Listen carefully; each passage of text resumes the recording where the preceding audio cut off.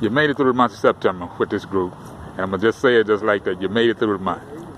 Well, I think, if we kind of look at the beginning of, the season, I think it would have been a great opportunity to beat, an FBS opponent like UTEP, and that would have been a great accomplishment for our football team, but also for our conference. But really kind of knowing that it was going to be more evaluated on really how we played against, the FCS opponents. And so to come back and, to really finish up, 3-1 versus the FCS schools, I think that makes for a good September.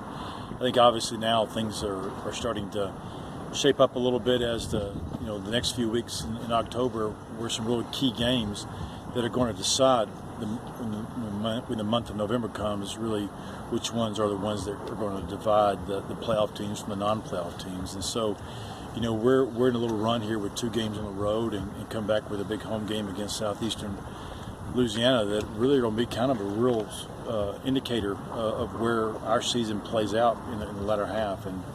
And I continue to like our football team. I was disappointed that we didn't find a way to play better, to win a game against Incarnate Word that I felt we were certainly very capable. I think as poor as we played and then have a chance to tie it up, with minutes left, was indication that certainly I think if we just cleaned up some of our penalties and a couple of turnovers and things like that, then and some of the big plays on defense, then we could have maybe been a little bit more, successful there. But, I'm in many ways happy with September, but you're never really completely content because at the end of the day, you want to win them all.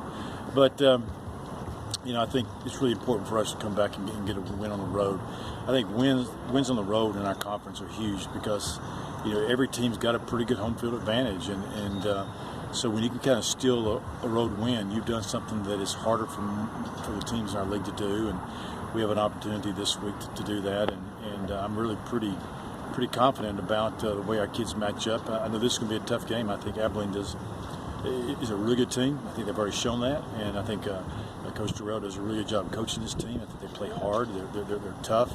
And this is a matchup that will be really similar to our game with Incarnate Word. I think all 3 of us are real similar type teams and probably similar type level of talent and capabilities. And so I think with that, we're in a dogfight this week to come out and play well and play well early.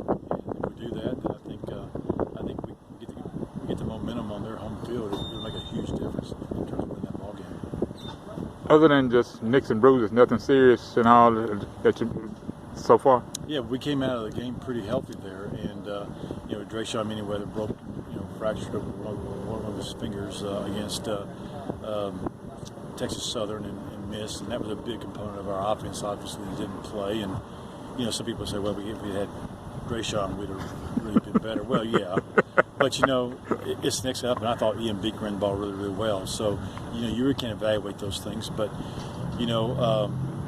we didn't have any injuries that are going to cause any players to not play this week. That's the first game this year that we can say that we haven't lost a starter, in a game. So we're excited about having everybody, and hopefully we'll get a few more guys back this week that have been banged up. And all in all, I think we're in good shape. Talk about that part of the depth of this team, running backs. This weekend, it actually showed. You missed a guy, but you had somebody to step in his place, and he just did his job. And how much is that more of a the guys are taking it upon themselves, especially when they talk among themselves as far as a team. The next man just steps up in that spot and says, "Look, I'm not going to drop this off." I mean, I think that's obviously the mindset that has to prevail. But the reality is that next Jimmy that steps up and plays has got to be of talent, and that's one of the biggest things. And if you really look at one of the reasons why we are sitting right now in a pretty successful start of the year is because we have built in the off season, developed our players where we have more depth, and both in the recruiting and the development side. And if you go back and look at the 1st of August, and if you had pinned our starting 22 guys and where we are now, we have about 8 starters that are not playing right now.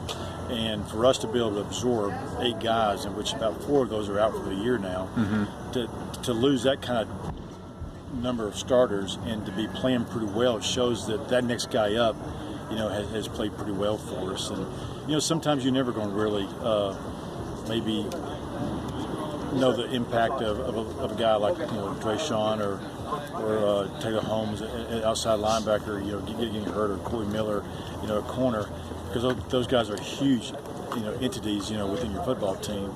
But it is fun to see, and we really kind of came into the year feeling like Ian Beek is a different kind of running back than Drayshawn, and Drayshawn's different than Ian, but they're really kind of 1A and 1B, and they've been alternating. And so, Ian, a little different style of running, but it's just as effective. And anytime he touches the ball, sometimes if he gets up the field, you just kind of sit back and think, my goodness, he could go for 40 yards, because he's just got that kind of knack to him.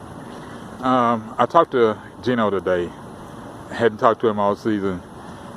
His first couple of games, as far as him being a freshman kicker, he's kind of like just stepped in and been Mr. Cool guy. Yeah.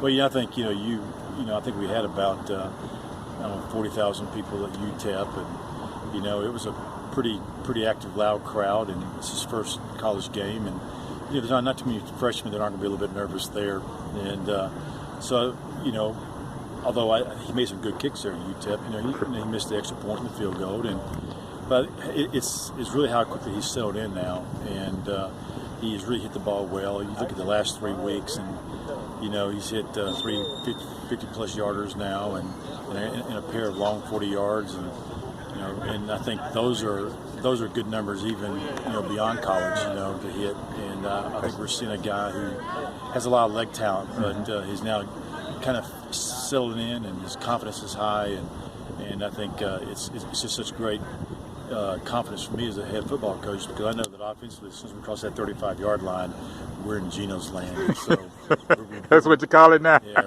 we're going to be okay. All right, Coach. Thank you for your time. You got it. This is Jerry Lee Woolley Jr., the College Sports Report, signing out.